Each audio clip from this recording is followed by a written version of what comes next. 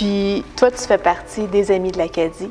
Oui. Ça a été fondé en 2014, si je me rappelle bien. Oui, c'était au moment où on annonçait finalement la fermeture de l'Église. À ce moment-là, il y a certaines personnes de différents horizons qui se sont rejoints pour essayer de faire quelque chose. Ça a été un travail de longue haleine, mais ça s'est concrétisé avec une entente qui a été signée l'an dernier. Puis à ce moment-là, la Ville a acquéri l'Église pour justement la préserver, puis essayer de la restaurer du mieux possible. Oui.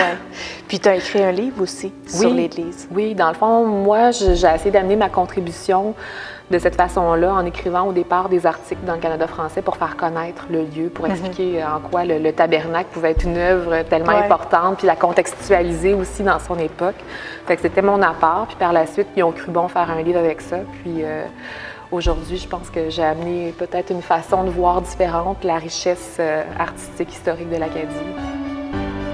Merci beaucoup, Marie-Lou, pour ton temps, ton implication. Je veux dire, c'est génial vraiment de voir cette nouvelle génération-là qui continue l'œuvre en réalité de l'Église. Puis, on espère que ça va apporter beaucoup aussi à nos enfants, à tes enfants, à la prochaine génération. Puis aussi que ça donne le goût aux autres de venir voir cette richesse-là que l'Église a tant à donner.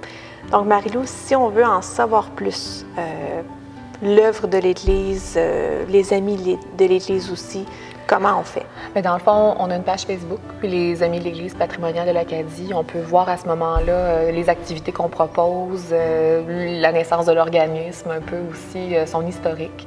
C'est certain que tu as parlé de mon livre, qui est une belle porte d'entrée pour connaître l'Église de l'Acadie.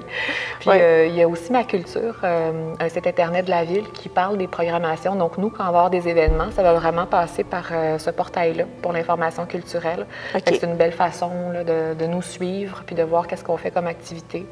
Fait que c'est certain que via notre Facebook, vous allez être au courant de tout ce qu'on fait puis de tout ce qu'on propose. Puis ça va être une façon aussi d'entrer en contact avec nous pour donner un don, si jamais vous voulez encourager la cause. Puis il y a nos assemblées générales annuelles. À ce moment-là, vous pouvez venir faire partie aussi de ces discussions-là sur l'avenir de l'Église puis proposer vos idées parce qu'on les attend. On veut que ce lieu-là demeure quelque chose de vivant, de créatif, puis on veut l'investir justement de façon créative. Puis on a besoin de la population, de ses idées. Et puis c'est le nerf de la guerre aussi, là, on en a besoin. C'est pas évident de restaurer un immeuble comme ça de plus de 200 ans. Puis avec ses œuvres aussi qui sont tellement importantes. Fait que tous les dons, même les plus petits, seront les très bienvenus. Parfait. Donc c'est un appel à tous, une invitation à tous. Merci beaucoup. Merci à toi.